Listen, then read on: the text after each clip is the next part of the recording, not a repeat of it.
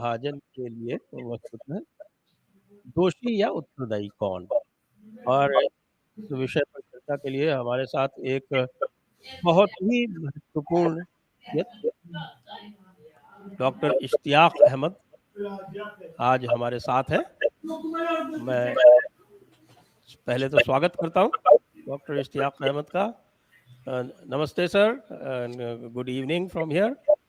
बहुत बहुत शुक्रिया। नमस्ते Sanjay ji, nice talking to you. और मैं परिचय करा दूं दर्शकों से आपका कि डॉक्टर इश्तियाक अहमद जो है वो बहुत ही बड़े स्कॉलर हैं, प्रोफेसर एमेरिटस है पॉलिटिकल साइंस के स्टॉकहोम यूनिवर्सिटी में, और इन्होंने बहुत सारी पुस्तकें लिखी हैं, जिसमें से एक जो बहुत चर्चित पुस्तक है उसका नाम है Jinnah his successes failures and role in history. इसके अतिरिक्त और भी पुस्तकें हैं। एक और मैं पुस्तक प्राप्त करने की कोशिश कर रहा था, पाकिस्तान द गैरिसन स्टेट, लेकिन वो मुझे मिल नहीं पाई इंडिया में, और वो चूंकि किंडल पे नहीं है तो उसकी ई बुक नहीं है, तो इसलिए भी I was not able to get hold of that. तो वो भी मेरी विश लिस्ट में पड़ी हुई है। तो सर आज हम बात करेंगे और मुख्यतः हमारा फोकस होगा 1940 से लेके और 1947-48 तक का जो पीरियड है, जिसमें ये पूरा का पूरा जो पार्टीशन। 1 साल पहले सीमा ने भी सारी उम्मीद छोड़ दी थी, पर आज देखो उसकी गोद भराई हो रही है। इससे मायूस पार्टीशन की जो रूपरेखा है वो उसी में तैयार हुई।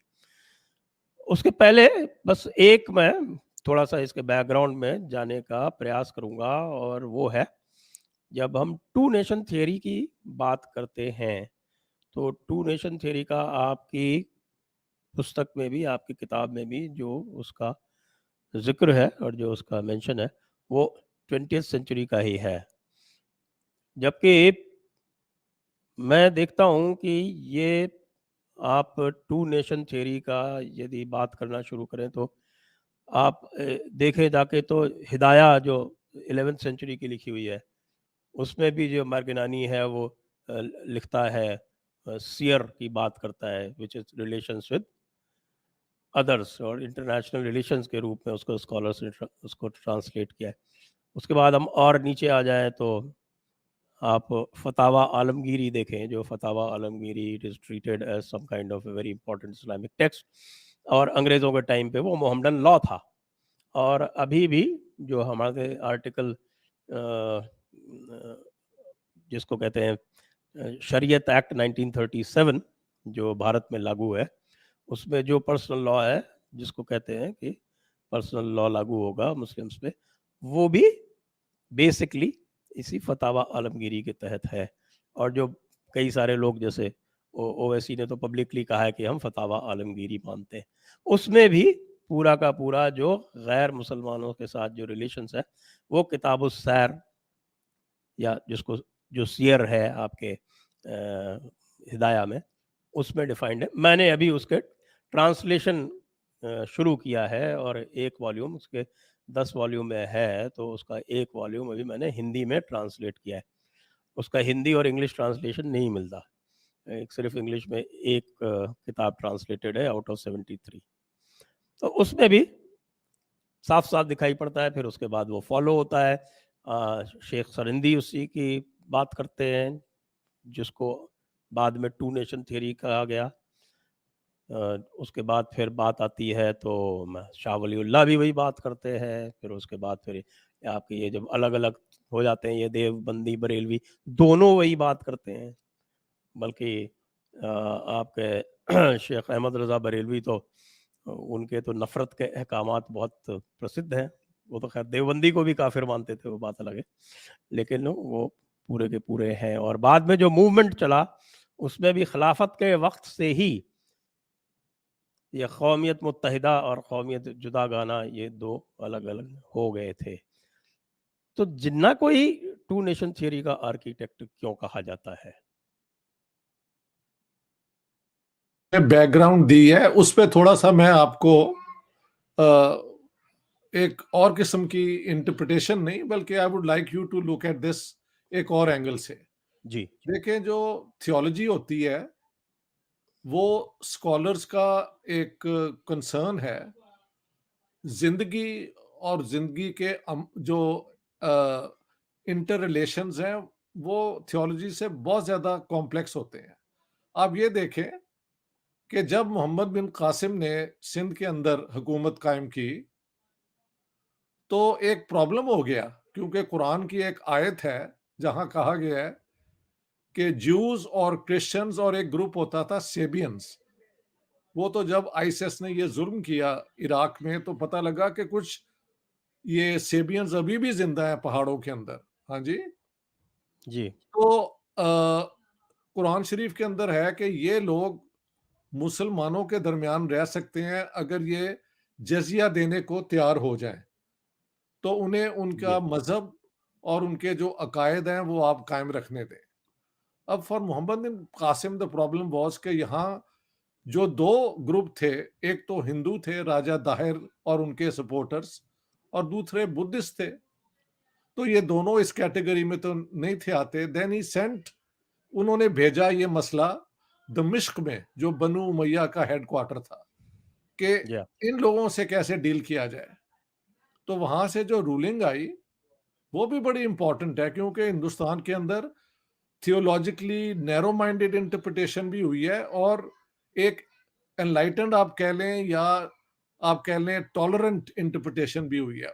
वो ये वहां से रूलिंग आई कि ये लोग भी अल्टीमेटली एक ही खुदा को मानते हैं, बाकी इनका तरीका मुख्तलिफ है। अगर ये आपको जजिया दें, प्रोटेक्शन टैक्स, तो आप इनकी जो है मंदिर उनको रिकंस्ट्रक्ट करना, उनको मेंटेन करना और इनके मजहब को आप तंग ना करें। तो एक तो रूलिंग ये है। दूसरी रूलिंग जो है वो यही है कि क्योंकि ये तो ना क्रिश्चियंस हैं ना ज्यूज हैं तो इन पे जुल्म हो सकता है। और हिंदुस्तान की तारीख में दोनों किस्म के आपको कैरेक्टर मिलेंगे। मैंने अक्सर अपने जो बड़े अजीज हिंदू दोस्त हैं आपकी तरह उनसे बात की है कि अगर वाकई इस्लाम थियोलॉजी की बुनियाद पे नैरो माइंडेडली चलता तो 700 साल की जो इन्होंने हुकूमत की है at the time when the British took over, तो सिर्फ 20% लोग हिंदुस्तान के मुसलमान हुए, 80% हिंदू या सिख या कोई और कैसे फिर रह गए। तो मेरी ये आर्गुमेंट है कि जो यहाँ पे इन्वेडर्स आए उन्होंने जब यहाँ पे अपनी हुकूमत कर ली तो जो इस इलाके का एक एक है फॉर्मूला कि रूलर कोई भी हो, he is the protector of all communities, उसकी बुनियाद पे आप देखेंगे कि अकबर भी आए और भी कई एनलाइटन रूलर्स आए। एक एक्सट्रीम थियोलॉजिकल पोजीशन औरंगजेब की भी आ जाती है और औरंगजेब के आने के बाद उसी मुगल एम्पायर का जवाल भी शुरू हो गया, क्योंकि यहाँ का मॉडल था मिल के चलने का। और आप मुझसे यकीन करें, मैं जब पंजाब की पार्टीशन पे रिसर्च कर रहा था तो कई ऐसे इंसिडेंट आए जहां पे मुझे ये पता लगा कि वास्ट नंबर ऑफ पीपल जो पंजाब की कंट्री साइड में गांव गूंग, उन्हें पूरा इस्लामिक कलमा भी नहीं आता। उनकी हरकतें, उनकी सोच, उनकी समझ जो है वो वही है जो आम हिंदुओं की होती थी। कन्वर्ट तो किसी तरीके से वो हो गए। मसलन मैं पंजाबी हूँ, लाहौर के रहने वाले, हमारे हमारे घर में बीफ पकाना, सर्व करना was considered a major sin, you couldn't do it. तो ये जो लेयर्स है ना सोसाइटी के अंदर रिलेशनशिप के, theology is too narrow to define real life. मेरे ख्याल से अगर मैं यूं आपकी बात का जवाब दूं तो वैसे तो आप देखें, आपकी सपोर्ट में मैं बताना चाहता हूं जी, 1944 में जब जिन्ना साहब को पूछा, जिन्ना साहब ने अलीगढ़ मुस्लिम यूनिवर्सिटी में फॉरेन कॉरेस्पॉन्डेंट आए हुए थे, तो वहां पे उन्होंने जो बयान दिया वो मैं आपको बता देता हूँ, which supports your point of view. उन्होंने कहा कि जिस दिन पहला इंडियन मुसलमान हुआ उसी दिन पाकिस्तान की फाउंडेशन जो है रखी गई, क्योंकि हम्म, जब वो कन्वर्ट हुआ तो उसकी कम्युनिटी ने उसे ऑस्ट्रेसाइज कर दिया, यानी उससे अपना रिश्ता खत्म कर दिया। तो एक आपकी सपोर्ट में जिन्ना साहब ने वही आर्गुमेंट ली जो सबसे नैरो है, लेकिन एक और बयान देख लें 14 अगस्त को। एक तो है ना 11 अगस्त का जिन्ना साहब का बयान कि जी Hindus will cease to be Hindus and Muslims will cease to be Muslims, not in the religious sense because that is a matter of private faith but as citizens of the state. इसके ऊपर मेरी किताब के अंदर भी बहस है, बहुत झगड़ा भी है। हाँ, वो पूरी पढ़ी है मैंने, वो पूरी वो पढ़ी पढ़ी आपने। जी लेकिन जी 14 अगस्त जबकि एक्चुअली इनॉग्रेट हुआ पाकिस्तान की कंस्टिट्यूंट असेंबली, तो Lord Mountbatten was there as representative of the king emperor. उन्होंने खड़े होकर कहा कि देखें अब आपका मुल्क बन गया और आपको मुबारक हो, आपके अंदर से ही बहुत बहुत बड़े अजीम लीडर हुए हैं, मसलन अकबर। जिन्ना साहब ने जब उनके जवाब में खड़े हुए तो कहा कि हमारे role model holy prophet Muhammad है, जिन्होंने सबसे पहले ज्यूज और क्रिश्चियंस को डिफीट किया और फिर उनको आइडियली ट्रीट किया। तो जिन्ना साहब ने अकबर को नहीं माना, उन्होंने अपने तरीके से एक इस्लामिक फॉर्मूला दिया पाकिस्तान के लिए। एक और आपको मैं बता दूं बिफोर आप अगला सवाल करें, क्योंकि आज ये गुफ्तगू जो हो रही है ये हिस्टोरिक है, शायद इस किस्म के पॉइंट ऑफ व्यू आपने कम ही सुने हो। जून 1947 में जब 3 जून पार्टीशन प्लान अनाउंस हो गई तो क्वेटा में स्टाफ कॉलेज जहां पे ऑफिसर जाते थे कोर्सेज के लिए ना, जो ऑफिसर जैसे प्रमोशन होती है तो नए कोर्स होते हैं, तो वहां पे जो उस जमाने में इंस्ट्रक्टर थे उनमें थे मेजर मोहम्मद याहिया खान, जो बाद में प्रेसिडेंट ऑफ पाकिस्तान भी बने और जिनके दौरान ये ईस्ट पाकिस्तान बांग्लादेश का क्राइसिस हुआ। तो उनके जो सुपीरियर थे कर्नल सक्सेना, उन्होंने उसे कहते हैं ब्रेकअप पार्टी, यानी इंडियन ब्रिटिश आर्मी जिसमें मुसलमान, हिंदू, सिख, क्रिश्चियन सारे इंडियंस उस फौज में थे। ये अब ब्रेकअप हो रही थी क्योंकि 3 जून पार्टीशन प्लान आ गई थी। तो कर्नल वर्मा ने कहा कि देखें हम एक ही फौज में ट्रेन हुए, हमारी दोस्तियां हुई, हम एक ही थे, लेकिन अब आपका मुल्क बन रहा है तो मैं आपको मुबारकबाद देना चाहता हूं और उम्मीद करता हूं कि हम दोनों नेशन जो है ना मिलके मोहब्बत से और प्यार से इस इलाके में रहे। तो major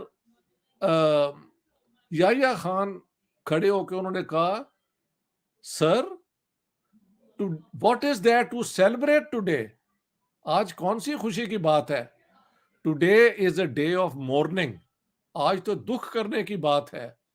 together we would have been a great power, now we will start fighting one another. तो एक ये पॉइंट ऑफ व्यू भी है जो मैं ये आपको बताना चाहता था कि मुसलमानों को स्टीरियोटाइप करके देखना इतना ही बुरा है कि हिंदुओं को या किसी और ग्रुप को जिनकी इतनी पुरानी हिस्ट्री है, इतने उनके अंदर कल्चरल वेरिएशंस हैं, एथनिसिटीज हैं, उनको आप स्टीरियोटाइप करके कहें कि थियोलॉजी का ये they are bound by theology. अरे कोई बाउंड बाय थियोलॉजी नहीं है। मैं आपको बताता हूँ, लाहौर के अंदर ये रमजान के अंदर लेस देन 2% लोग रोजा रखते हैं और नमाज जो है ना 5 times, I think less than 2 और 5% पढ़ते हैं, कोई भी नहीं पढ़ता। ये सारी चीजें आउटडेटेड हो चुकी हैं। मौलवियों के मुताबिक शादी जो है 9 साल के बाद लड़की से हो जानी चाहिए। मुझे एक पाकिस्तान के घर में दिखाएं स्वाय गरीबों के जहां कोई लड़की को देता हो। द टाइम्स हैव चेंज, जैसे जैसे नई वैल्यूज आती हैं। देखें हिंदुओं के अंदर लड़कियों को प्रॉपर्टी नहीं थी मिलती, बचपन में शादी हो जाती थी और जिस लड़की का मंगेतर मर जाता था तो उसको बुरा समझा जाता था कि इसकी किस्मत ही बुरी है, तो घर के अंदर उन्हें नंगे पांव रखा जाता था और पीपल के पता नहीं उसके ऊपर उनको खाना देते थे। ये किसने, मेरे यहाँ पे ही स्टॉकहोम के अंदर एक मेरी पंजाबी इंडियन प्रोफेसर नहीं स्कॉलर है, उन्होंने एक पूरा नॉवल लिखा था इसके ऊपर। तो वो भी तब्दील हो गया, आप में भी तब्दीलियां आई, मुसलमानों की तब्दीलियां पाकिस्तान बनने की वजह से रुक गई हैं। तो ये मेरा एक तफसीली एक्सप्लेनेशन है। अब आप अपना सवाल करें। जी हाँ, नहीं खैर वो टॉपिक फिर अलग हो जाएगा। जी आज तो जी हम बेसिकली जिन्ना पर जा रहे हैं, जी जी क्योंकि उसमें भी मैं भी आजकल बात चल रही है हमारी, तो जी एक पसमानदा ग्रुप है, वो बहुत वोकल हो रहा है। जी जी बिल्कुल। और वो जो है बहुत सारी चीज़ों, जैसे क्या कहता है कि साहब वो हमारे यहाँ तकलीद होती है, और तकलीद में हमें सिर्फ नकल करना है, हमें तकलीद करनी, बिल्कुल हम सही। पे अपना दिमाग नहीं लगाना है। जी और ये जो पूरा जो मुल्ला मौलाना, अशराफ मुल्ला मौलाना क्लास है, यही हमको बिल्कुल चलाता है, यही हमको एज फुट सोल्जर यूज़ करता है, यही हमसे दंगे करवाता है, यही हमें भड़काता है। ठीक और है। बाद में अलग, ये खुद अलग रहता है, इसको कभी कोई नुकसान नहीं होता, हम ही इसके जो है वो शिकार होते हैं। खैर इसको बहुत सारी, अगर हम जाएंगे पार्टीशन राइट्स नहीं, वगैरह में, तो लेकिन उसमें वो बहुत जो सारे एग्जाम्पल्स मिल उनका जाएंगे। जो दुख है वो बिल्कुल मुनासिब है, क्योंकि ये सारा अशराफिया की शरारत थी। बल्कि कराची के एक पोएट हैं अपना जॉन एलिया, वो ये अमरोहा से गई हुई फैमिली है। उनकी तो एक कहावत है कि ये जो पाकिस्तान है ये तो अलीगढ़ के लौंडों की शरारत है। तो आप ये भी समझ तो ये आप देखिए, पंजाब के अंदर कोई पाकिस्तान पुकिस्तान सिंध में कुछ भी नहीं था। इनको 37 में एक वोट नहीं मिला। आप ये देखें, how do you explain that, अगर थियोलॉजी की बुनियाद ही होती। नो, ऐसे नहीं हुआ। पूरे अंग्रेजों ने फिर जब देखा कि हिंदुस्तान आजाद हो रहा है और ये हमारी बात नहीं मान रहे, तो इनको काउंटर करने के लिए उन्होंने फिर जो एक तरीका है डिवाइड एंड रूल इस्तेमाल किया। That's it. मैं आपका एक टॉक देख रहा था, अच्छा। और उस टॉक में आपने फरमाया जी कि जिन्ना was not so much interested in partition as he was interested in the dismemberment of India. नहीं, ऐसे नहीं है। वो मुझे उन्होंने कहा कि आप कहते हैं कि, जो मैंने कहा, जो मेरी किताब की मेन फाइंडिंग है वो ये है कि जी, Jinnah was had no vision about Pakistan कि वो कैसा होगा। उनकी सारी जो है, आप कह सकते हैं जीनियस कह लें, उनकी इवल गुड जीनियस, जिस तरीके से भी आप देखना चाहें, वो थी कि किसी तरीके से हिंदुस्तान की पार्टीशन जरूर होनी चाहिए। उसके अंदर फिर जब पार्टीशन के साथ साथ उन्होंने इस किस्म की भी बातें की कि जो साउथ इंडियन दड़ावड़ है, उनको कहा कि अगर आप आज़ादी मांगेंगे तो हम और जो मुसलमान यहाँ हैं वो आपको सपोर्ट करेंगे।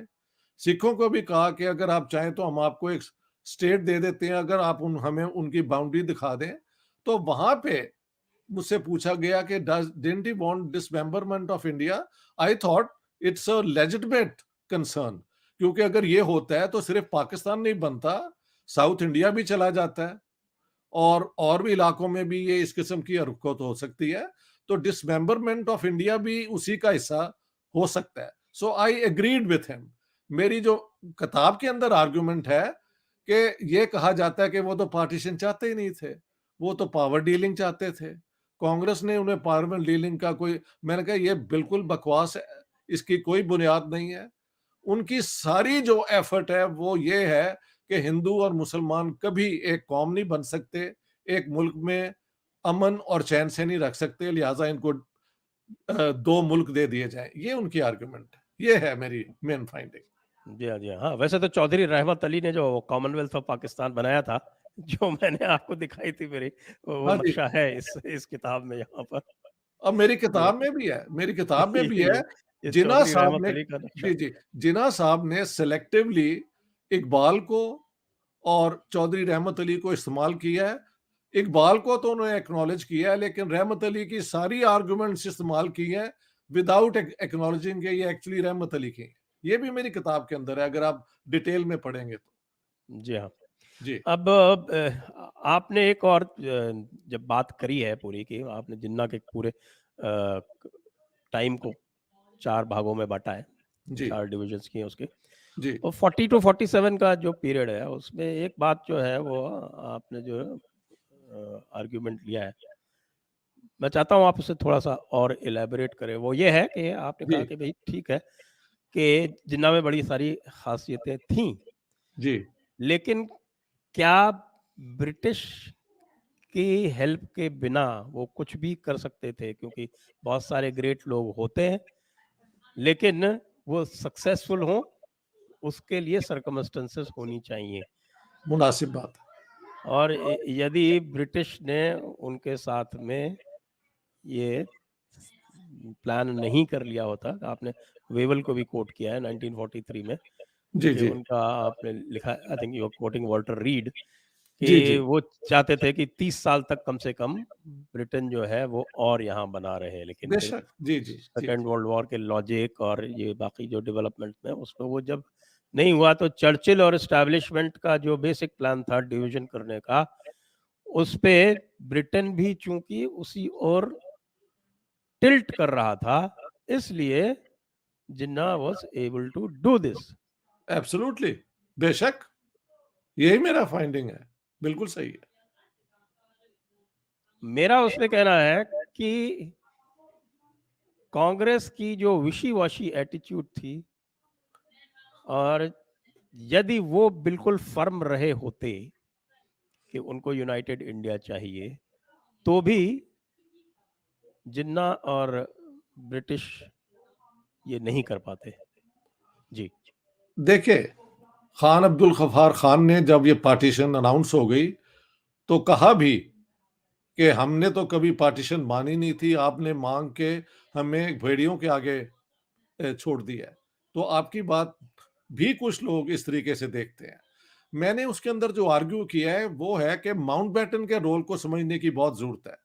जी कहा जाता है वो नेहरू के बहुत दोस्त थे, उनकी जो बेगम थी वो नेहरू की पता नहीं उनके साथ कोई पर्सनल रिलेशंस भी थे, लेकिन हकीकत क्या है माउंटबेटन की? माउंटबेटन मई 1947 में जाके कन्विंस किया कि हम ये जो पार्टीशन है ना जून 48 की बजाय मिड अगस्त में कर दें और जल्दी से यहां निकल जाएं। वापस आने के बाद व्हाट डिड ही डू? उन्होंने जवाहरलाल नेहरू को कहा कि देखो भाई, जिन्ना और मुस्लिम लीग वो कॉमनवेल्थ का के मेंबर होना चाहते हैं, और अगर वो मेंबर हो जाते हैं और आप मेंबर नहीं बनते तो अगर जंग हो जाती है तो हमें तो अंडर ट्रीटी कॉमनवेल्थ मेंबर को सपोर्ट करना पड़ेगा। माउंटबेटन उसके बाद जाते हैं कायदे आजम मोहम्मद अली जिन्ना के पास और कहते हैं देखो, आपकी जो एप्लीकेशन जो है ना कॉमनवेल्थ की, मैं उसको अप्रिशिएट करता हूं, लेकिन अगर हिंदुस्तान मेंबर नहीं बनता तो ये नहीं हो सकता कि हम एक छोटे मुल्क को तो एडमिट कर लें और एक इतने बड़े मुल्क को अपने खिलाफ कर लें। तो तभी आपकी एप्लीकेशन मानी जाएगी अगर हिंदुस्तान भी मेंबर बनता है। तो मेरी वहां पे आर्गुमेंट ये है कि माउंटबेटन ने दोनों को कॉर्नर करने की कोशिश की कि कॉमनवेल्थ में ही आप लोगों का निजात है, वरना you will be left on your own. और उस जमाने में सेकंड वर्ल्ड वॉर अभी खत्म ही हुई थी, रूस का बाकी दुनिया में इतनी तोड़ फोड़ ये सारा कुछ थी। तो कांग्रेस के अंदर जो एक ग्रुप पहले से एग्री कर गया था, सरदार पटेल, क्योंकि वो रियलिस्ट थे कि अगर पाकिस्तान जाता है और इंडिया नहीं जाता तो बैलेंस ऑफ पावर हमारे खिलाफ हो जाएगा। Nehru got converted sometimes in May 1947। तो इन दोनों को भी उन्होंने इस तरह ब्लैकमेल करके, डरा के तो कन्विंस कर लिया कि पार्टीशन तो अब होनी है। देखिए, पार्टीशन का फैसला, उसमें दो डेट्स आप देख लें। 11 मई 1946 को एक मेमोरेंडम किया था तैयार फील्ड मार्शल ऑकिनलेक ने, जिसमें जी था कि पाकिस्तान बनना चाहिए या नहीं। जी एक आर्गुमेंट हक में, एक खिलाफ, एक हक में, एक खिलाफ, एक हक में, एक खिलाफ।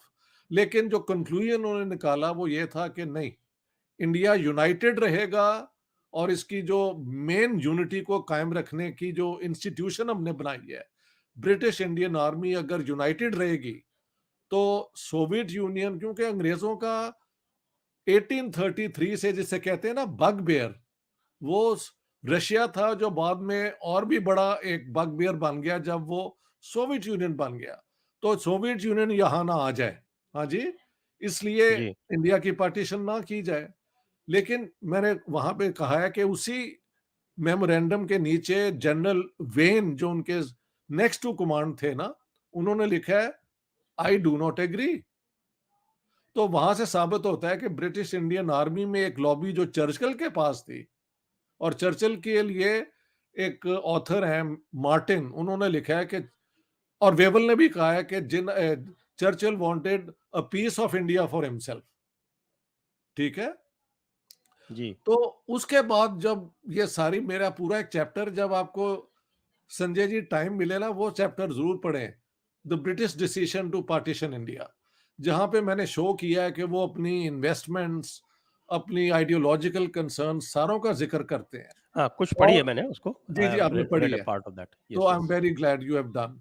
और फिर 12 मई 1947 को, एक साल एक महीने बाद, 3 heads of the British armed forces, army, navy और एयरफोर्स, जो इनके हीरो थे सेकंड वर्ल्ड वॉर के, फील्ड मार्शल मंटगोमरी और कॉलोनियल ऑफिस से शायद लॉर्ड इसमे, और ये इन्होंने मेमोरेंडम बनाया कि अगर पार्टीशन होती है तो गुड, हम जिन्ना साहब, हाँ वहां लिखा है कि जिन्ना साहब जो हैं वो तो कॉमनवेल्थ ज्वाइन करना चाहते हैं, वेयर एज हिंदुस्तान में गो इट्स ओन वे, ये वहां पे लिखा हुआ है। इसलिए हम पाकिस्तान से Karachi port facilities, Pakistan airfields और पाकिस्तान मैन पावर जो है ना, उनकी डिमांड करें। और संजय जी, ये अंग्रेजों की चाल आप जरा देखें, जब ये अफगान सो कॉल्ड जिहाद हुआ है तो इन्होंने पाकिस्तान को इस्तेमाल किया है ना। अगर हुँ, हिंदुस्तान होता एक यूनाइटेड ग्रेट पावर, तो हम क्यों इस्तेमाल होते? डिवीजन ऑफ इंडिया के बाद ये सारा कुछ हुआ है। जवाहरलाल की और बहुत गलती हैं, और मैं भी मानता हूं एक ह्यूमन बीइंग के साथ मिसकैलकुलेशन कई हो जाती हैं, मगर उनकी मैंने स्पीचेस पढ़ रहा हूं, मैं एक और किताब भी लिख रहा हूं, एक बैकअप किताब इसके ऊपर, जहां पे उनका जो स्टैंड है वो ये है कि अगर हिंदुस्तान तकसीम होता है तो ये कमजोर होगा और ये कॉलोनियल पावर्स हमें फिर तंग करेंगी। और मैं देखता हूँ यूक्रेन वॉर के बाद ये बात सच्ची साबित हो गई है। अगर इंडिया के डिवीजन हो जाती हैं और डिसमेंबर हो जाता है तो ये किस काबिल था? जितना भी इंडिया पार्टीशन के बाद बना उसको मजबूत किया। ठीक है, आप कह सकते हैं कि मोदी जी ने और भी अपना हिम्मत के साथ किया, पहले शायद पॉलिसीज इतनी मिलिटेंट नहीं थी या इतनी वो नहीं थी, ये आप लोगों की अपनी डिसीजन है। लेकिन इंडिया को यूनाइट ही रखना नेहरू का भी एम था और गांधी जी का भी था, लेकिन ये हो नहीं सका। जिंदगी में कई चीजें आप चाहते हैं लेकिन आपके बस में नहीं होती, अंग्रेजों का फैसला था। मैं इस तरह देखता हूं, और मैंने ये भी पिछले दिनों में सीरीज शुरू की हुई है कि the Muslims who fought for the freedom of India till the very and. आप मेरी वो वीडियोस भी देखें एक के बाद एक।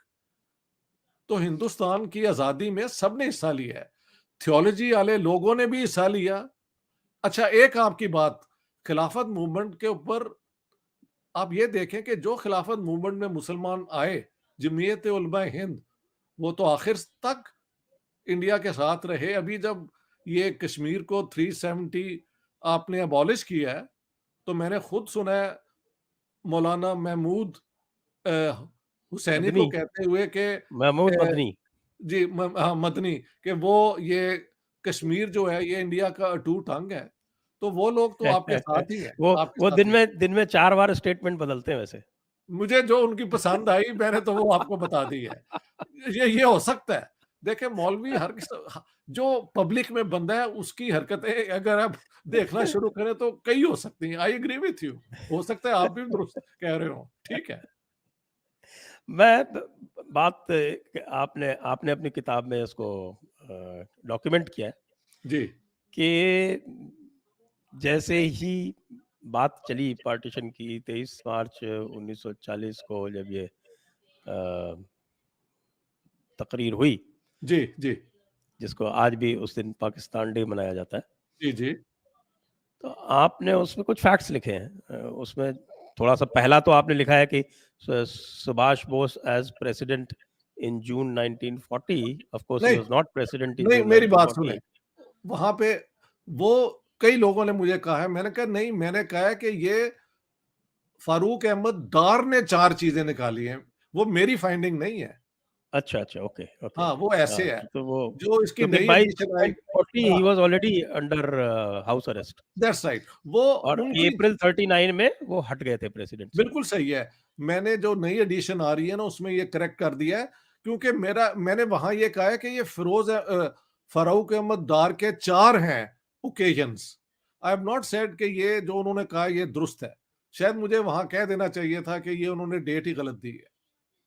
तो ऐसे है, वो मेरी फाइंडिंग नहीं है, वो किसी का क्लेम है, जी हाँ, जी फिरोज हाँ। अहमद डार का, और फारूक अहमद डार का। राजगोपालाचारी वाली बात आपकी, जो उसमें फारूक अहमद दर को कोट किया, राजगोपालाचारी को कोट किया है, फिर जी जी उसके बाद गांधी का भी वो आया है, बट गांधी का वो जो जो था, वो हम अब उसको देखते हैं कि it was not a serious और sincere offer, it was only अब ये आपका पॉइंट ऑफ द व्यू है, मैटर ऑफ सिंसियर और सेइंग। नहीं। देखें, ऐसे हुआ है कि जनवरी 1940 में जिन्ना साहब के घर, ये मलाबार हिल वाले घर में जी 3 बंदों की महफिल हुई, मीटिंग हुई। जिन्ना साहब तो होस्ट थे, पेरियार जो हैं साउथ इंडियन द्राविडियन लीडर आए, और डॉक्टर अंबेडकर, और उनकी फोटो भी है, अब तो मैंने वो भी फाइंड आउट कर ली है, जो उस जमाने में फोटो उतरी। तो उस जमाने में प्रेस में ये डिस्कशन हो रही थी कि ये तीनों मिलके कांग्रेस के मुखालिफ एक और नेशनलिस्ट पार्टी बनाएंगे।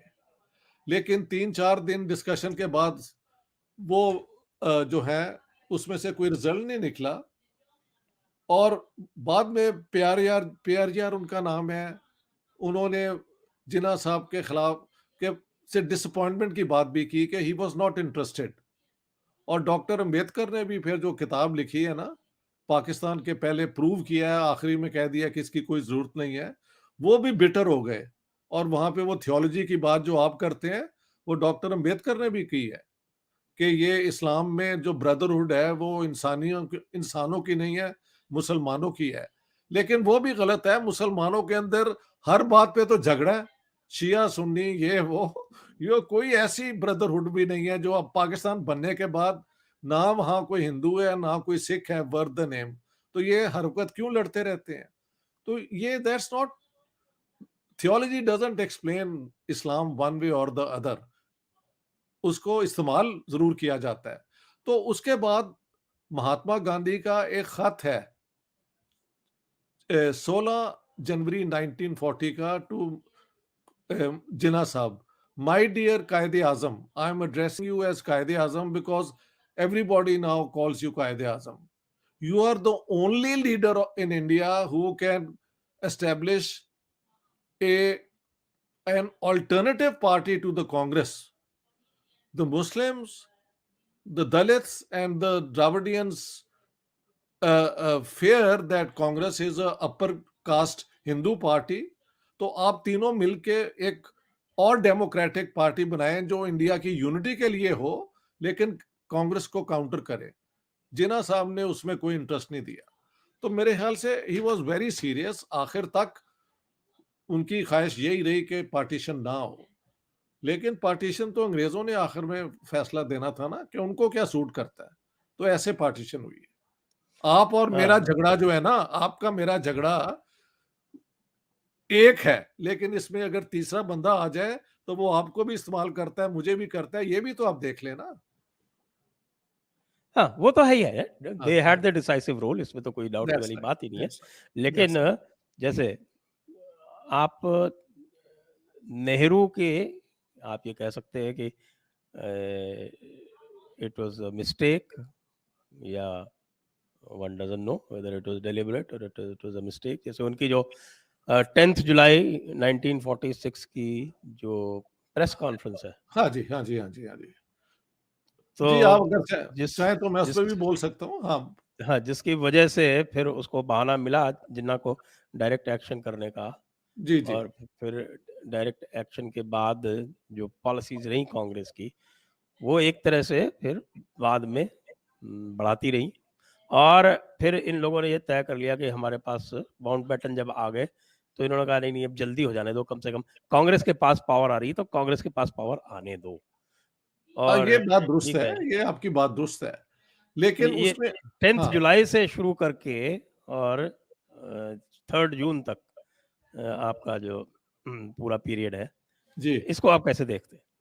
देखिए 10 जुलाई जो है अ, ये स्पीच जो है दरअसल आखिर तक कांग्रेस की यही पोजीशन रही कि इंडिया को हमने यूनाइटेड रखना है और जो ये यूनिट्स हैं इसके, उनको कितनी हम वो क्या कहते हैं ऑटोनॉमी और प्रोविंशियल पावर्स दे सकते हैं, इस पे हम बहस कर सकते हैं। तो जो उन्होंने वहां पे कहा, वो कोई सरप्राइज मुझे नहीं करती, बिकॉज जो डिस्कशन हो रही थी उससे पहले कैबिनेट मिशन दौरान के की डिस्कशंस के दौरान, उसमें ये सारी चीजें पहले हो चुकी थी। सिर्फ ये कैबिनेट वो डेलीगेशन के पास जाते थे, अपना पॉइंट ऑफ व्यू देते थे, और अ, उसके बाद असल में देखा जाए तो ये वेवल से शुरू होती है ना, कि जब जब कांग्रेस ने कह दिया कि हम कैबिनेट मिशन प्लान नहीं मानते, तो इन्होंने फिर नेहरू को क्यों कहा कि आप आके तो अपना हुकूमत बनाए, अगर वेवल डिडंट वांट इट। तो ये वेवल की एक अपनी डिसीजन है। एक और बात बता दूं, अगर आपने वो वाला चैप्टर पढ़ा है कैबिनेट मिशन प्लान का, तो वहां पे हाँ, एक पढ़ा है। उसमें या ये है कि 4 अप्रैल 1946 को डेलीगेशन ने जब जिन्ना साहब से मुलाकात की, तो उन्होंने कहा कि अनलेस यू कैन शो कि ये ईस्टर्न और वेस्टर्न पाकिस्तान डिफेंसिबल होंगे, you leave us no choice but to leave India united. तो मेरी आर्गुमेंट ये है कि उसके बाद ही जिन्ना साहब को समझ आ गई कि अगर मैं कांग्रेस अगर मैं ये कैबिनेट मिशन की प्लान को नहीं मानता, तो united India means leaving India to the Congress. इसलिए उन्होंने उसे मान लिया, कांग्रेस ने रिफ्यूज कर दिया। लेकिन एक और झगड़ा भी तो हुआ ना, वो झगड़ा ये था कि मुस्लिम लीग ने कहा कि हम इंडिया के लिए कंस्टिट्यूएंट असेंबली में नहीं जाएंगे कॉन्स्टिट्यूशन बनाने के लिए, और कांग्रेस ने कहा कि ठीक है, कैबिनेट मिशन तो हम नहीं मानते, लेकिन हम कंस्टिट्यूएंट असेंबली में हिंदुस्तान के लिए एक यूनाइटेड हिंदुस्तान के लिए कॉन्स्टिट्यूशन बनाएंगे। तो दोनों ने आधी आधी बात एक्सेप्ट की ना। और उसके बाद आप देखें संजय जी, ये सारी चीजें होने के बाद आफ्टर ऑल इंटरिम गवर्नमेंट बनी तो सही ना। और इंटरिम गवर्नमेंट ये 10 जुलाई के बाद ही बनी है ना। जी, तो उसको आप क्यों काउंट नहीं करते कि मुस्लिम लीग फिर क्यों वापस आ गई उसके अंदर? ये जो हुकूमत है 2 सितंबर को बनी थी इंटरिम, और अक्टूबर के अंदर मुस्लिम लीग को भी ये साथ ले आए, तो मुस्लिम लीग रिटर्न टू इट। उससे पहले कलकत्ते की किलिंग हो चुकी थी, नोआखली का भी हो चुका था। तो और नोआखाली अक्टूबर में हुआ है, नोआखाली हाँ, अक्टूबर में हुआ है। वही या ना। तो नोआखाली में Nehru was already premier by that time. अच्छा, ही वाज ऑलरेडी प्रीमियर, ठीक है। हुँ, और हुँ, बिहार, ठीक है ना। हुँ। वो नो, हाँ, वो अक्टूबर प्रीमियर। में हुआ है, हाँ जी, वो अक्टूबर-नवंबर। प्रीमियर नहीं, वो प्रीमियर तो हो गए थे 2 सितंबर से। यू आर राइट, जी, एब्सोल्युटली। जी, जी। लेकिन मेरा मतलब है कि मुस्लिम लीग इसमें आ गई थी इंटरिम गवर्नमेंट में। हाँ, आ गई थी। तो 10 जुलाई के बाद फिर क्यों आए? अगर ये इतनी बड़ी बात थी, आया तो गए थे ये। लेकिन वहां पे इन्होंने क्रॉस पर्पसेस में काम किया। एक कैबिनेट जब बनती है, आप और मैं अगर हुकूमत बनाए, तो मेरा आप पे ट्रस्ट, आपका मेरे पे होना चाहिए ना। ये तो नहीं कि मैं हर वो रिफॉर्म लाऊं जो आपकी जड़ें काटे और आप मेरे खिलाफ काम करें। तो वो इंटरिम गवर्नमेंट भी एक पैरोडी बन के रह गई, क्योंकि bye that time I think the Muslim league को ये अश्योरेंस थी कि पाकिस्तान बन रहा है, हम क्यों कॉम्प्रोमाइज करें। मुझे तो यूं लगता है। हाँ, डेफ़िनेटली वो को जी, अगर कोई हिंट नहीं हो, तो जिस तरह से लियाकत अली खां एक्ट कर रहे थे as finance minister, It was completely at cross purposes. He was thwarting every plan of the Congress. हाँ, और वो बिल्कुल कैबिनेट में लगातार अपोज कर रहे थे, हाँ, सारे और कर रहे थे, उसके बाकी लिए भी कर रहे थे। पटेल ने भी अल्टीमेटली ये एक्सेप्ट कर लिया कि ये अनवर्केबल अरेंजमेंट है। एग्जैक्टली। तो आप और मैं तो अग्री करते हैं हर बात पे, हमारी डिसएग्रीमेंट क्या है ये बताएं। मैं तो I want to learn from you कि आपकी और मेरी डिसएग्रीमेंट क्या है। मेरी किताब के मेरी बाद खैर आपकी पुस्तक मेजरली जिन्ना पे फोकस्ड है। मैं तो हाँ, I was trying to find out from this कि क्या कांग्रेस इक्वली नहीं, या मोर कांग्रेस ने कल्पेबल थी? हिंदुस्तान की आजादी के लिए विद द बेस्ट इंटेंशन भैया, कि सारे इस मुल्क में रहते हैं, सब तो अशराफिया नहीं होते, सब ही अपर कास्ट और ये नहीं होते, हर किस्म के लोग यहाँ पे रहते हैं। अगर हम एक ऐसा हिंदुस्तान बनाएं जिसमें सबका हिस्सा हो, तो इससे ज्यादा खूबसूरत हिंदुस्तान क्या हो सकता है। सारी दुनिया को दिखाएं कि गुर्बत के बावजूद we all are mutually you know needing one another. मैं तो इस आइडियल को बहुत अपने दिल से कबूल करता हूँ। ये पूरा नहीं हो सका, ये एक दुख की बात है। जी, अगर गांधी अड़ जाते और फास्ट अन टू डेथ पे चले जाते तब क्या होता? जैसे वो करते थे, लेकिन हाँ, ये इस आप मान सिलसिले में नहीं सकते किया हैं। उन्होंने। ठीक है, ये कह सकते हैं कि कई चीजें हो सकती थी जो नहीं हुई। तो थोड़ा-थोड़ा ब्लेम तो हर एक पे आना चाहिए ना। ये तो आना चाहिए। हाँ, ठीक है। जी। मैं आपकी इस बात को मानता हूँ। I think this is a valid point. जी हाँ। हाँ, और एक आपने जिन्ना के सेकुलरिज्म पे बड़ा अच्छा इस पे एनालिसिस किया है कि जिन्ना के 11th अगस्त वाली जो स्पीच थी उसको लेके बहुत सारे लोगों ने उनको सेक्युलर करार कर दिया, यहाँ तक कि हाँ। हमारे यहाँ के कुछ लीडर्स भी हैं जिसके ऊपर जी, जी, लेके जी, जी, बिल्कुल, इंडिया में भारी बिल्कुल। रिएक्शन भी हुआ। बिल्कुल, तो बिल्कुल। वो 11th अगस्त की स्पीच का मैं दर्शकों को ये नहीं बताता कि मैंने चूंकि वो पढ़ा है, मैं जी। आपके मुंह से सुनना चाहता हूँ कि आप उस 11th अगस्त की स्पीच के बेसिस पे जिन्ना को कैसे देखते हैं? नहीं, मैं तो देखता हूँ कि जिन्ना साहब इन बाकी सारी पॉलिटिशियन से ज्यादा शुरूर थे। इन्होंने देख लिया कि अब तो हिंदुस्तान, देखें हो क्या रहा था। मेरी पंजाब की पार्टीशन भी कभी आपकी हिम्मत हो तो वो पढ़ें। उसकी एक 75th ईयर एडिशन भी आ रही है, रूपा वाले छाप रहे हैं। तो मार्च 1947 से यहाँ पे पंजाब में दंगे शुरू हो गए थे और पहले 3-4 महीने ये मुस्लिम मेजॉरिटी डिस्ट्रिक्ट्स में सिखों और हिंदुओं पे ही हमले ज्यादातर होते रहे हैं। लेकिन जुलाई 1947 में फिर सिखों ने जत्थे बनाए, आरएसएस भी इन्वॉल्व हुई, तो फिर इन्होंने बदले लेने शुरू किए ईस्ट पंजाब में मुसलमानों से। और अगस्त के अंदर जो एक दो ट्रेन्स दिल्ली से आई उस पे हमले भी हुए। तो जिन्ना साहब को समझ आ गई कि अगर ये हमले पूरे हिंदुस्तान में होते हैं तो 35 मिलियन मुसलमान वहां से अगर आ जाएं, तो पाकिस्तान जो उस जमाने में वेस्ट पाकिस्तान था उसकी तो पॉपुलेशन 33.7 मिलियन थी। ईस्ट पाकिस्तान किसने जाना था? वो तो भूख नंग का इलाका था। शायद बिहार से और ईस्टर्न यूपी से कुछ आते, सारे तो हमारी तरफ आते वेस्ट पाकिस्तान में। तो जिन्ना साहब ने फिर ये he wanted to convince the Indian government कि आप मुसलमानों को वहां ही रखें, हम हिंदुओं और सिखों का ख्याल रखेंगे। एक बात यहाँ पे कहता जाऊं कि जिन्ना साहब की जितनी तकरीरें हैं गवर्नर जनरल बनने के बाद माइनॉरिटीज पे, तो वो यही है कि इनका ख्याल रखें। इस्लाम में कहा गया है कि माइनॉरिटीज की सेफ्टी आपकी ड्यूटी है, ये है वो है।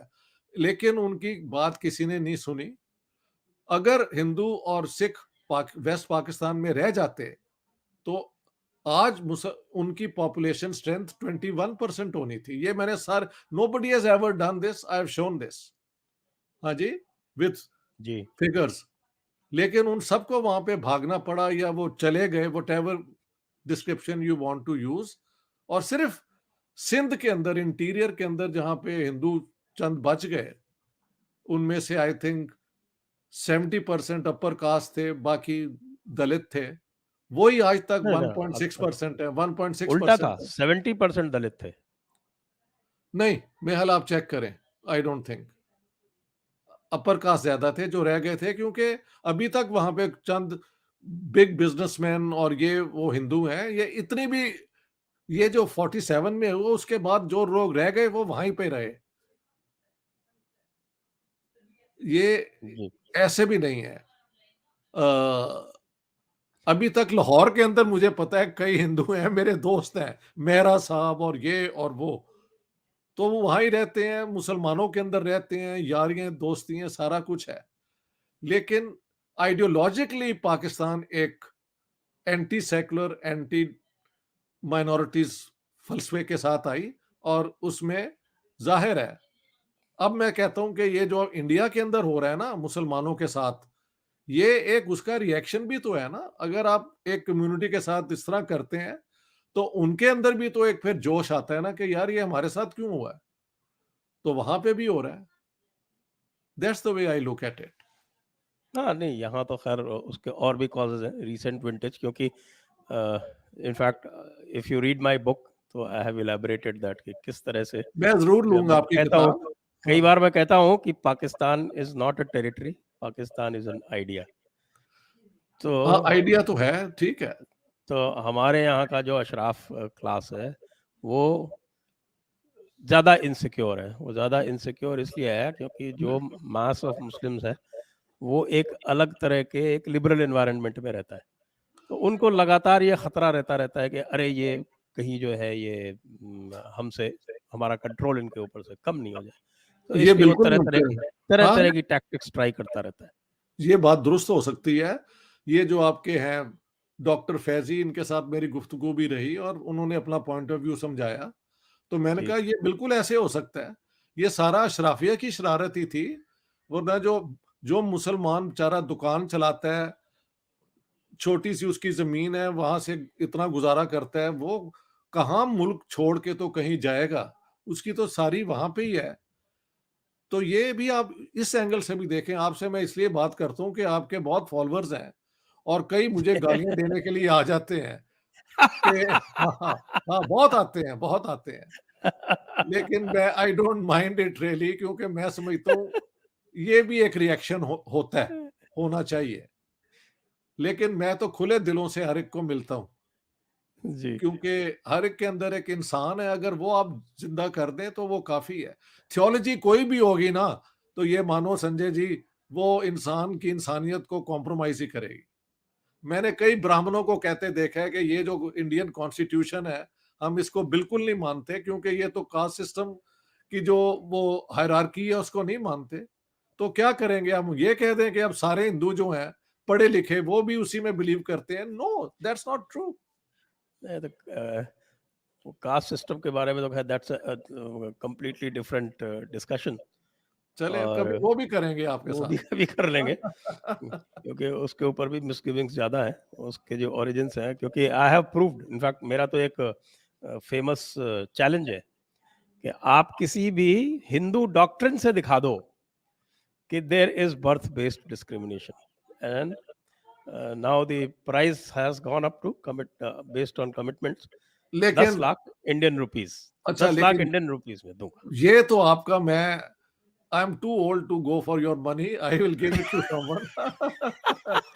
लेकिन एक और बात है, ये तो आप मानते हैं ना कि मनुस्मृति के बाद whether it is part of the higher Hindu books of religion और नॉट, जो सोशल सिस्टम आया It's उसके not अंदर there तो even in caste the system है। Manusmriti. हाँ You जी, would be you would be surprised to learn that it's not there even in the Manusmriti. है यार, मैंने खुद पढ़ा है कि ये भी यूं है, मैंने मैं खुद पढ़ा आपको है।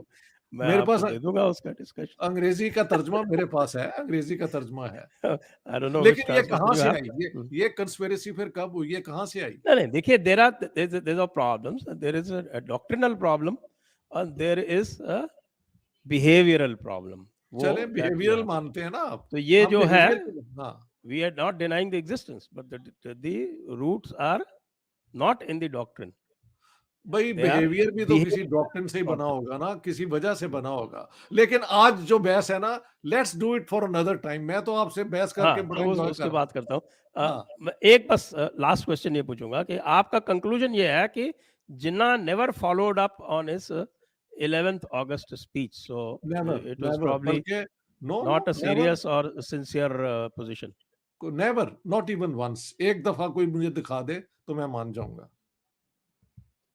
जी, तो ऑन दिस पॉइंट बहुत सारे क्वेश्चंस आ गए आपके, बहुत सारे लोग देख रहे हैं इसको, तो वो they would like to ask you questions. हाँ, यूर माय प्लेयर, जरूर। तो अब मैं क्वेश्चंस पे चलता हूँ। उससे पहले सभी दर्शकों से अनुरोध कि कृपया लाइक कर ले, जो भी लोग देख रहे हैं वो लाइक का बटन दबा दें, वीडियो को शेयर अवश्य करें, हमें सब्सक्राइब करें। जो नए लोग देख रहे हैं आज यहाँ पर, प्लीज सब्सक्राइब द चैनल जाने से पहले, और साथ में आप डिस्क्रिप्शन में जाके हमारे सपोर्ट और हमें फॉलो करने का भी आप कृपया उपक्रम करें।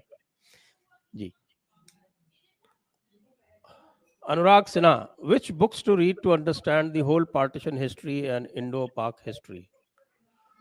देखो यार, इंडो पाक हिस्ट्री पे तो आप मुझसे बेहतर जानते हैं, क्योंकि हमारे यहाँ तो लिखी गई किताबें आइडियोलॉजिकली, वहां पे कोई इतनी बड़ी हिस्ट्री की किताब जो हिस्ट्री में डूब जाती हो कोई नहीं है। इंडिया के बहुत बड़े स्कॉलर हैं इसके अंदर, लेकिन अगर आपने पार्टीशन की हिस्ट्री पढ़नी है तो मेरी किताब पढ़े, उसके बाद किसी और किताब के पढ़ने की जरूरत नहीं है। ठीक है, पार्टीशन क्यों हुई ये आप जिन्ना वाली किताब पढ़ लें और पार्टीशन ऑफ पंजाब वाली पढ़ लें तो अच्छा। बाय द वे, अपना संजय जी, अभी व्हेन वी फिनिश, वो जो है ना मेरी पाकिस्तान द गैरिजन स्टेट, वो मैं आपको बता दूंगा, वो इंडिया में as a e book available है, आप उसको ले सकते हैं, डाउनलोड कर अच्छा सकते अच्छा, हैं। तो आप प्लीज बता दीजिए क्योंकि मुझे मिली नहीं। हाँ, मैं बता दूंगा, लुकिंग फॉर बिल्कुल इट। ठीक है। और अगला सवाल। अगला राघव गौतम में, it is a discussion of the greats. I am lucky to have read both of your books, that is Punjab PBC and unbreaking India. Thank you for coming together. Well, thank I you am Raghav ji. So happy, I am so happy, I am extremely please कि हम दोनों एक ही stage पे हैं। ठीक है, मुझे भी बहुत खुशी है। Next, Nijis, do you think that Muslims in other parts of the world also find difficult to coexist with other religions and are striving for something like Pakistan? At least events imply so. Let me not deny, ये देखें, radicalisation मुसलमानों की 2-3 root से हुई है। एक तो ये जो ईरान में आया इस्लामिक इनकलाब आयतुल्लाह का, है तो वो शिया ऑरिजिन से, लेकिन उसकी अपील फिर सारे मुसलमानों के अंदर फैली, जिसको फिर सऊदीया ने काउंटर किया सेक्टेरियन बेस पे। तो उससे पहले मुझे याद है जब हम आए थे यूरोप में, तो सब लड़के जाके क्लब में डांस करना, ये करना, they were living like any young person would. उसके बाद जो मस्जिदों को फंडिंग हुई ईरान से या सऊदी अरेबिया से, वहां पे प्रीचिंग हुई कि आपने इन सोसाइटीज से दूर रहना है। तो ये एक 70s का फिनोमिनन है। फिर अफगान जिहाद शुरू हुआ। मुझे याद है ये अमेरिकन और ये सारे जितने मुसलमान, कोई बियोलॉजी पढ़ रहा है, कोई फिजिक्स पढ़ रहा है, कैंपसेस पे जाके वेस्टर्न यूनिवर्सिटीज का कहते थे कि आप क्या वक्त जाया कर रहे हैं, इस्लाम में तो जिहाद की कॉल आप पे है और आप जाके जिहाद करें। तो ये सबको ला के पाकिस्तान के अंदर उनको ट्रेन करके उनका जेन टेररिस्ट बना के इन्होंने इस्तेमाल किया। वही बाद में फिर पाकिस्तान से इंडिया के कश्मीर में हुआ, मुंबई भी हुआ। तो ये एक इस्तेमाल इस्लाम का हुआ है। थियोलॉजी के अंदर इस्लाम के एक्सट्रीमिज्म बिल्कुल है, लेकिन हिंदुइज्म की भी एक्सट्रीमिज्म आप उनकी थियोलॉजी में इस्तेमाल कर ही सकते हैं ना। महाभारत के जो हीरो हैं और जो उसके एंटी हीरो हैं, उन्होंने जंगें तो लड़ी है ना फॉर राइट एंड रॉन्ग। तो इसका इस्तेमाल जो है ना आज के दौर में कैसे होना चाहिए, इस पे अभी मुसलमान are less educated, less developed, feel more cornered then let's say many others. ये आपकी बात दुरुस्त है। जी हाँ, और ये भी फर्क है क्योंकि इन दी एब्राहमिक रिलीजन्स, मेरी ये फाइंडिंग है कि जो fear of the last day, वो बहुत साइकोलॉजी पे वर्क करता है। वो जो सिंगल बर्थ वाली जो बात है, हिंदूज में इतना इसलिए नहीं करता कि उनका ये है कि भाई मल्टीपल बर्थ्स हैं, चलो ये नहीं तो we will get an opportunity to correct. That affects the psychology. That's very interesting. I think I like that idea, honestly. This is a very original argument I have heard, और मैंने recently किसी को कहा है कि यार इतनी किताबें तुमने भेज दी हैं पढ़ने के लिए, प्लीज मुझे एक नया जन्म भी दिला दो एज ए ह्यूमन बीइंग, ताकि मैं ये किताबें पढ़ सकूं। तो ये ख्वाहिश तो है। I do see the point, a very subtle point but a very interesting point. ठीक है, आई this like it, this I like taqleed it. works on this psychology. This is what I found out. ठीक जो है, पूरा लेकिन तकलीद ये भी वाला आप कॉन्सेप्ट देखें, है, इसी पे काम ये करता सिर्फ क्रिश्चियंस और मुसलमानों का प्रॉब्लम ही है, है। Yeah. जूस का ये प्रॉब्लम नहीं है। जूस ने तो लाइफ आफ्टर डेथ, उनकी कोई डिस्कशन ही नहीं है कि इसके बाद क्या होता है। मेरे कई दोस्त हैं यहाँ ज्यूज, जिनके मैं घर जाता हूँ, वो हमारे घर आते हैं, वो कहते हैं यार लाइफ आफ्टर डेथ जूडाइज्म में कोई उसका जिक्र नहीं है, this is only a fixation of Christianity and Islam, के डूम्सडे होगा और some will go to hell, other will go to heaven, and finally if you are a believer आप ही जाएंगे जन्नत में। इस किस्म की जो है ना ये सोच, ये दो मजहबों में है, क्रिश्चियनिटी में और इस्लाम में, जूडाइज्म में नहीं है। इसीलिए वो इजराइल के ऊपर इतने फनेटिक हैं, because for them the land God promised is Israel, whereas for Christians and Muslims the real reward begins after death। ये भी जरा मेरा ख्याल था मैं आपके साथ शेयर कर लूं। Okay. हाँ I ji, was not aware about वही ना, Judaism का मैंने ये जो आपको आपने तभी बता mention दिया। आई एम किया। एंजॉयिंग योर कंपनी, ये भी है। Thank you. Thank you. I have written a small booklet. All religions are not the same. वो मैं हाँ, आपको भेजूंगा। अच्छा ठीक इसमें है। ये चीजें जो हैं वो थोड़ा सा और डीपली डेवलप्ड है। Anurag Sinha, why doesn't Pak allow India to use roads and go to Central Asia and Iran? We can go till Europe if Pak allows us. What do you say? No, I say open the door अपना roads, और पाकिस्तानियों तुम सिर्फ उनसे duty लेते जाओ, तो without zero investment 100% profit है। ये तो पाकिस्तान गवर्नमेंट जो है वो दे थिंक कि इस आर्गुमेंट को इस्तेमाल करके वो कश्मीर पे शायद इंडिया से कुछ करवा लेंगे। I think they are totally wrong. Pakistan अगर ये रोड खोल दे तो पाकिस्तान को फायदा है और इंडिया को फायदा भी है, तो दोनों मिलके क्यों ना फायदा हम उठाएं। मेरी तो ये आर्गुमेंट है, मैं एग्री करता हूँ सिन्हा साहब से। ये भी एस्टैब्लिशमेंट की प्रॉब्लम है। जब एनएसए मोईद यूसुफ थे आपके इमरान खान के, before becoming NSA he used to give exactly this argument कि we should profit out of this. और ये आर्गुमेंट वैसे मेरी है, माफ करना, ये मेरी आर्गुमेंट है, ये सारे इस्तेमाल करते हैं। अच्छा, और एनएसए बनते ही पलट गए, उल्टा हो गए। यही मैं कह रहा हूँ ना, मेरी आर्गुमेंट्स हैं, गैरिजन स्टेट खत्म ही इसमें होती है कि आज तक तुम ये जियो स्ट्रेटेजिक कर करके मिलिट्री इस्तेमाल करते रहे हो, इसको अब इकोनॉमिकली इससे फायदा उठाओ। जीरो तुम्हारी इन्वेस्टमेंट है, 100% प्रॉफिट है। इससे ज्यादा स्टूपिड पॉलिसी और क्या हो सकती है। तो अब ये सारे मेरी आर्गुमेंट्स इस्तेमाल कर देते हैं, हुकूमत में आते हैं तो चुप हो जाते हैं। मगर मॉरली बात सही है, प्रैक्टिकली बात भी सही है कि ट्रेड अगर होगी तो सिर्फ चाइना को क्यों एडवांटेज हो, व्हाई नॉट इंडिया। करेक्ट। हाँ, बल्कि चाइना को तो होगी क्या, उस पे भी मेरा एक आर्गुमेंट है कि China the western part of China, they don't really need anything through that route. Manthan, is it true that British themselves wanted to leave India after World War II as it was not profitable for them to rule India anymore? Question to both of you. आज तो इश्तियाक साहब को ही deal करने दें इस question से। देखिए, मैंने बताया है और ये संजय जी ने भी इसका जिक्र किया था, जब Lord Wavell second last viceroy आए हैं, तो आउटगोइंग जो वाइसरॉय थे लॉर्ड लिनलिथगो, उन्होंने कहा कि we are here for another 30 years, which meant के 1973 तक। और इसका मतलब यह था कि 73 में जाके हम डिसाइड करेंगे कि आगे कहां जाना है। नहीं, हुआ यह है कि जो थी ना कैपेसिटी बर्तानिया की इंडिया को होल्ड ऑन करने की, वो एग्जॉस्ट हो गई थी। सेकेंड वर्ल्ड वॉर तो वो जीत गए थे, लेकिन उनकी इंडस्ट्री तबाह हो गई थी। उनके जो राशनिंग थी वो कभी हिंदुस्तान में नहीं हुई इस तरह राशनिंग। ठीक है, बंगाल का फैमिन तो हुआ, लेकिन बाकी इलाकों की मैं बात कर रहा हूँ। तो तनख्वाहें जो है ब्रिटिश ऑफिसर्स की वो अमेरिकन दे रहे थे, तो अमेरिकन प्रेशर था कि you leave India now. Why? जब तक अंग्रेजों के पास इंडिया था तो गुड्स भी तो उनकी बिकती थी ना, अमेरिकन वांटेड फ्री ट्रेड ताकि उनकी गुड्स भी यहाँ पे आए। तो ऐसे हुआ, अंग्रेजों के बस में नहीं रहा हिंदुस्तान में हुकूमत करना, वरना जितनी मौज उन्होंने यहाँ की है कहाँ और की है। सारे टाइगर्स हमारे मार दिए, सारा जो यहाँ का नेचुरल इकोसिस्टम सा तबाह करके गए हैं यहाँ पे।